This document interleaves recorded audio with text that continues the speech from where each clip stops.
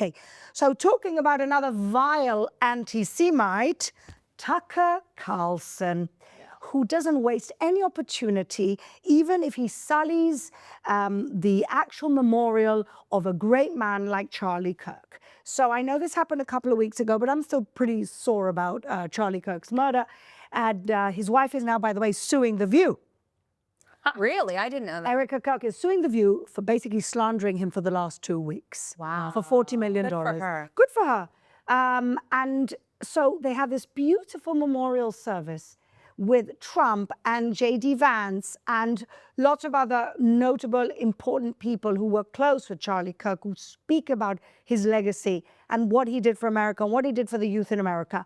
And up comes this vile pig, Tucker Carlson, and essentially, because he's a coward at the end of the day, he doesn't say it outright, but he basically sets the scene for comparing Charlie Kirk's murder with the Jews killing Jesus. Oh, for God. That's what it did. Watch this. Whatever happens next in America, I hope it's in this direction, because God is here and you can feel it. And Charlie would have loved this, not just because he loved large groups of people, but because ultimately he was a Christian evangelist. And it actually reminds me of my favorite story ever. So it's about 2,000 years ago in Jerusalem, and Jesus shows up and he starts talking about the people in power, and he starts doing the worst thing that you can do, which is telling the truth about people, and they hate it, and they just go bonkers. They hate it, and they become obsessed with making him stop. This guy's got to stop talking. We've got to shut this guy up. And I can just sort of picture the scene in a lamplit room with a bunch of guys sitting around eating hummus, thinking about, what do we do about this guy telling the truth about us? We must make him stop talking.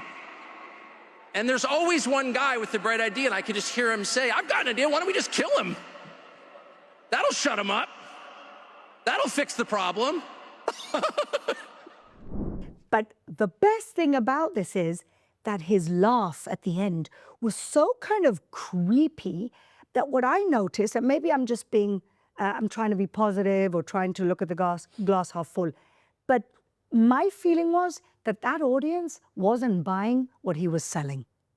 There was quiet. It wasn't like, hey, there was quiet. There was, I felt that the audience was uncomfortable with that comparison, because this wasn't the type of audience. 75% of evangelical Christians support and love Israel. Maybe there's a 25% fringe, the ones that watch that other possessed moron, Candace Owens, and Tucker Carlson, who's on the payroll of Qatar. But that was so inappropriate that all the Christian leaders, by the way, came out after that day and said this was ridiculous. And more than anything else, Tucker, you know, we spent so many years trying to create Christian-Jewish relations to make up for such a painful and bloody past of Christian discrimination of Jews from the 12th, 13th, 14th, 15th century, my own family who got kicked out of Spain for that reason, and then what happened in the rest of Europe. And in the last 100 years, I think we've really come forward in Jewish-Christian relations. We have a lot of wonderful champions that we know that, you know, reject the replacement theory, reject Christian anti-Semitism, work hard. And what you're doing is bringing the world back to that medieval Christian anti-Semitism.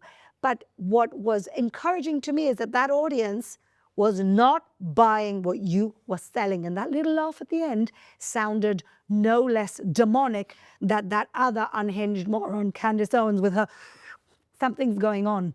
Yeah. I don't know what you drank, I don't know what you're smoking. But let me just tell you one thing. You are not going to undo Christian-Jewish relations, because I trust in many of the leaders that are leading America today, and I trust in the president with his own experience, with his own family, having a mixed family of Christians and Jews, and therefore you are a perpetual scumbag.